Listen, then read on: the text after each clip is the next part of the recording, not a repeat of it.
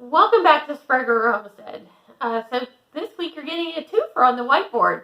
And I probably got another one next week. So today we're going to talk a little bit about mixing your rabbit feed. Now, we put out a video, about a year and a half ago, I think it was, talking about how we were mixing feed for our rabbit program.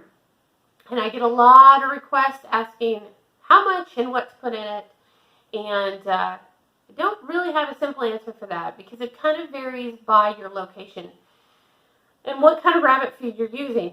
So we're going to kind of talk about just the basics of it real quick, of what things you can add in, what you need to consider, and what you probably need to avoid.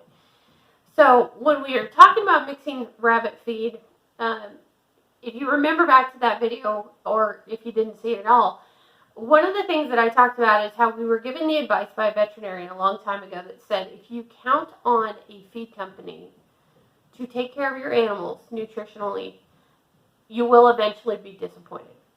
Now, the vet was talking about dog food at the time. So we mix our dog food for our LGDs because if we run into a situation where we're too high on something, it doesn't really affect us as much because we are feeding a whole bunch of different stuff. So I've kind of had this philosophy as I went. Right now, for a whole host of reasons, we are actually feeding one feed, and it makes me really kind of nervous. But I also watch the rabbits pretty closely. I'm out there every day. So if you're going to feed one thing, that's fine. There's no rule against feeding a pellet. And if you're a newbie and haven't been raising rabbits very long, I really strongly suggest that you stick to a commercial rabbit feed, unless you're prepared to do a whole lot of research about the things that are okay and vitamins and nutrients and how everything affects your rabbits. So when we talk about doing feed, like I mentioned in there, you kind of have to figure out parts and all that. So next week, I'm going to finally put out the video that talks about a weighted average and how you figure out exactly what you're putting in to reach the numbers that we're looking for. And remember, we're looking for around a 16% protein, an 18 to 22% fiber, and somewhere between 2.5 to 3.5% fat. And this does vary a little bit by breed, but that's what we're shooting for in our meat rabbits. But I'll show you the weighted average, how I set up my spreadsheet, and how you actually do that. I cannot, for legal reasons, and anybody who sent me a message has probably figured this out now, because I tell you, for legal reasons, I can't share my spreadsheet with you. Because if I made one error in there and you do something wrong and you kill your rabbit herd, it would be on me, and that's not liability that I'm going to accept. Sorry. But I'll show you how to set up the spreadsheet, and then it's all on you. So you'll have to double check the math and make sure that it's all right. But I'll show you how to figure that out. So when we mix seed, we are never, ever, ever just going to boldly start mixing whatever. I always start with at least 50% of my mix being a rabbit feed, a commercial rabbit feed.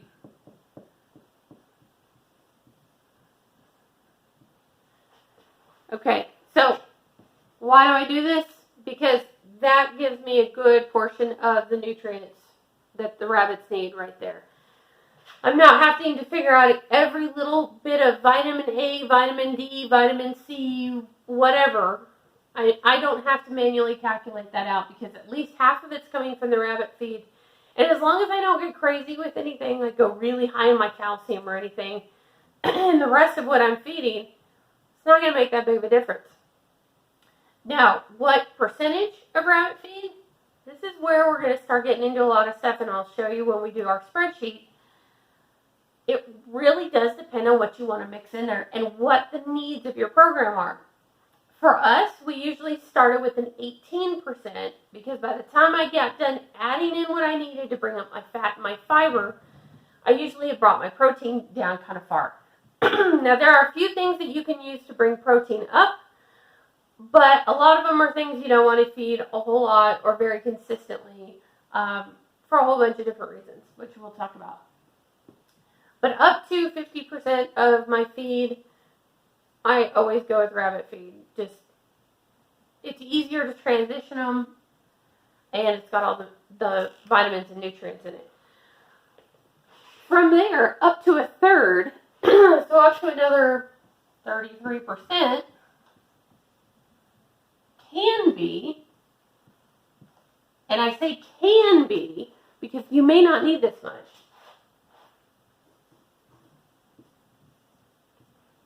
Oats. We've always used rolled oats, and I like them quite a bit. About half the rabbits will actually chew the hulls up and eat the hulls, which is good for the fiber count. Some of them won't. Oats tends to have a lot of plant oil, so I get really nice fur, which is big for me when I'm showing. If you're doing pets, or it doesn't really matter, but if you're doing pelts, you probably want something with a really nice, fat content to get that really nice sheen. Another thing that we always use, and this is very, very, very minimally, and I'll kind of talk about that, it needs to be a very small part of your feed program, and that is Boss. And for those of you who don't know what Boss is, most people who feed animals do, black oil sunflower seeds. We feed them in their whole. This is a really good source of fats and plant oils. Again, this is part of what we use in our show rabbits to get really, really nice fur. Another thing you can use, and we were feeding this for a while and we kind of got away from it because at the end of the day it was not making such a difference that it was worth mixing one more thing. But depending on what you need, you can use a small part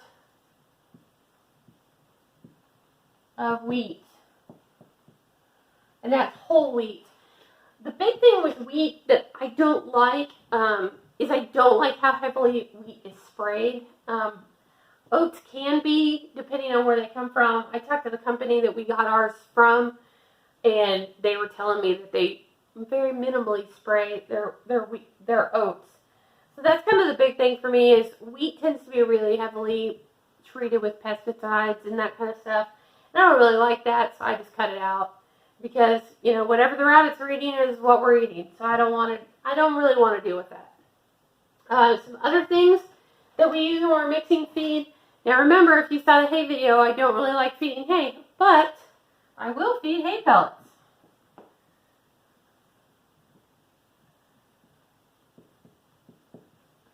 And this does include alfalfa.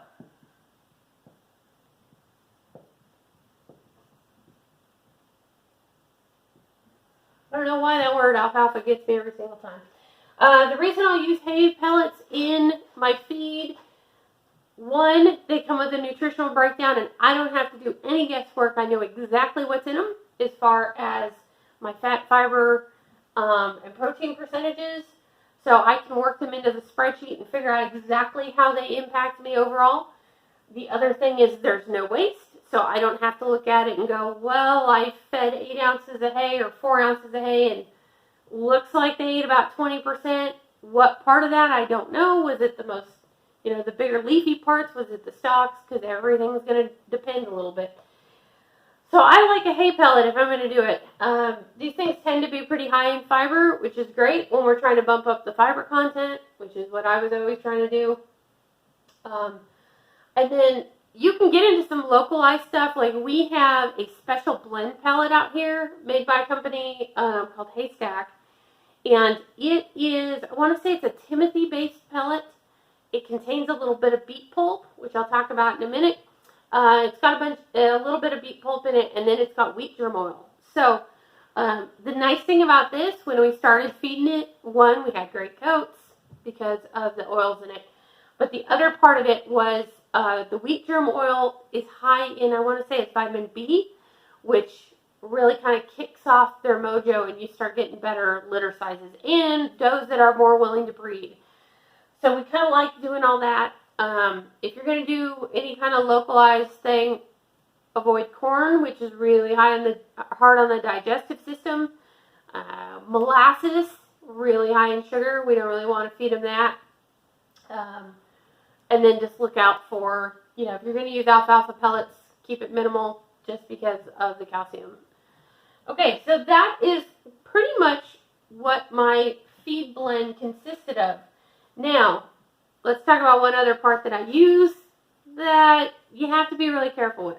All right, so my extra ingredient that I always used when we were having protein issues to get stuff bumped up, and don't kill me,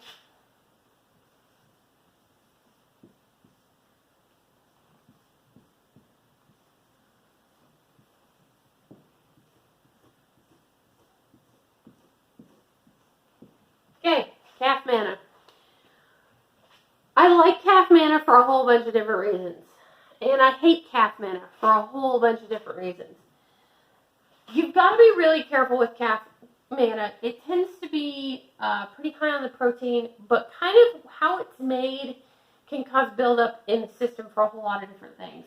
So calf manna tends to be about 25% protein. So we're shooting really high. It's really low in fiber, like 6%. It's made to help young animals, and it's made to help nursing animals, and it's made to help sick animals. So when I kick in a little calf manna, my does respond really well when they're nursing. My bucks have a real tendency to get fat. The other thing you have to really watch out for calf manna is if you're going to feed it, you got to stay away from the alfalfa. It is clocking in at almost the same calcium level that alfalfa is. So you've really got to take that into consideration because alfalfa tends to be like 3 times higher in calcium than your other hays. And I want to say it's twice the calcium that you get in your regular rabbit feed, which is about what calf manna is. So while it does some good stuff, you've kind of got to watch out for it on the other end. So if you're going to feed calf manna as part of a blend, you need to make it very, very, very minimally. I think out of 42 parts, I think calf manna was like 1 part of our entire blend, if I remember right. We'll talk about that when I do the spreadsheet. It can be a good thing, but it needs to be fed very, very minimally. I mostly use it now because I still have some. I mostly use it if somebody's off feed and not acting right, or if my does are nursing and really getting drugged down in body condition. Then I'll kick a little calf manna in and it seems to help them. But otherwise, I try and stay away from it. And it's expensive. I think I was getting a 50-pound bag for like $52, which wasn't bad. When I was buying 25, they're like $28, $30. So it's really expensive, and it's not making that much of a difference. If you play with your numbers enough, you can get all the benefits of it with something else that's much, much cheaper. So that's my little take on calf manna. Okay, so getting back to the things that we mix in, here are the things that you don't ever want to mix in. Like I said, what you do mix varies a little bit on what your needs are, but do not use molasses.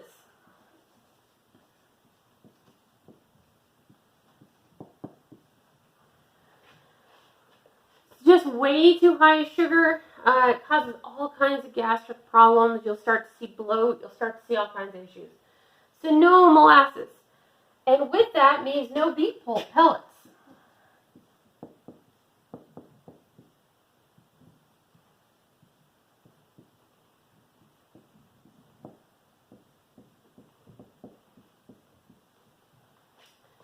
Because the binder that they use in beef pulp pellets tends to be molasses. I have a whole love-hate relationship with beef pulp for the same reasons that you've got to understand that beef pulp is a byproduct of the sugar beet industry. And while they get a lot of the sugar out of it, there's still some in there. And I'm always kind of funny about that because it's not something they cover on the nutritional label a whole lot. So I don't know exactly what I'm feeding. And if I don't know exactly what it is, I'm really not interested. So I try not to use beet pulp. Like I said on the special blend pellets that I was feeding, that I was mixing into our stuff, it has some beet pulp in it. And I didn't have any problems. I think it's probably pretty minimal since it says that the biggest portion of it is Timothy hay. So you can use some. The big thing with beet pulp, you're better off getting the shredded beet pulp, soaking it in some water, getting it to plump up, and feeding it in a side dish. My rabbits, the one time that I got some from a friend, and gave it a try, they hated it. They weren't real interested. I mean, it's not real appetizing looking. If you've ever seen beet pulp, it tends to be a little bit gray. When you rehydrate it, it's not mushy per se, but it just doesn't look terribly appetizing. And I guess my rabbits felt the same way. One thing that is kind of nice about it, because we used to feed it in our llamas, and a friend of mine, the very first friend of mine that ever told me about it, actually fed it to horses. And because it tends to be a pretty dry feed, it gets them to increase their water intake, which can be kind of nice. But, you know, unless you really need something out of it, like it tends to be pretty high in fiber. My version of that is you've got a lot of other options to pick up fiber. So I'm not going to mix an extra pellet if I don't need it. So that's my take on beet pelt. If you want to use it, that's fine. I didn't really see enough benefit to it to use it, and like I said, the rabbits didn't really like it. But mixed into another feed pellet, it was fine. All right, so that's pretty much the gist of what we were using in our feed blends. Don't get anything real wonky. I've seen people try and feed horse feed. I've seen people feed sheep feed, which is a really bad idea because a lot of times it's got medication in it. I've even seen some chicken scratch. Don't do that either. It's got corn. Corn just plays havoc with the rabbit digestive system. There's nothing in corn that actually is good for rabbits, really, so it's not worth feeding. But, you know, there's other hay pellets on the market. There are some other horse feed additives. Like I said, we use the special blend, and it's made for horses. But really look at it and see, anytime you see the words on a package that says, you know, vitamins added for blank, stay away from it, because you don't really want to be trying to figure out what kind of vitamins are in horse feed as opposed to rabbit feed. Now, believe it or not, of all the animals that you can raise, horse feed and rabbit feed tend to be the closest as far as nutritional balance. So some horse feed is fine, but most horse feed is going to have molasses in it, and we really don't want that. So kind of do your research, see what you're interested in. Next week, we'll finally sit down and go over my spreadsheet and the mixed average, or weighted average, and we'll talk about how you get to the numbers, and if it's even worth doing. For the most part, I tend to think mixing your own feed is great if you've got at least 15 to 20 rabbits. If you don't have at least that many, you probably cannot make it work cost-wise. The other thing that I'm going to say about mixing feed, don't go at it blind. I get a lot of people who want a list of what we were feeding, and when I say, well, I can't really tell you the percentage and it varies, they don't care, they're just going to mix it. Don't do that. Really, feeding animals needs to be about good nutritional balance, especially since we're talking about meat rabbits and we're trying to get out a really good consistency. We want good growth rates. We want good conception rates. And as soon as you start playing with things that you're not really confident in, that kind of all goes out the window. So unless you've got a nutritional degree, and I admit I do not, please don't start blindly putting stuff together. I think you're going to see more harm than good come out of it. But that's it for today from Sprague Homestead. If you've got questions about something, leave it down in the comments. Keep it civil. If I have to go in there and police a bunch of you're evil, you're horrible, blah, blah, blah, you're going to get muted and kicked off the channel. Sorry, I don't really have time for that nonsense. But if you have constructive criticism, feel free. You can always argue with me. That's fine. Or if you have questions, leave them down in the comments. You can hit us on Facebook, or you can send us an email, and I get back to them eventually. Sorry, it's my busy season. But that's it. We will see you next time. Happy homesteading.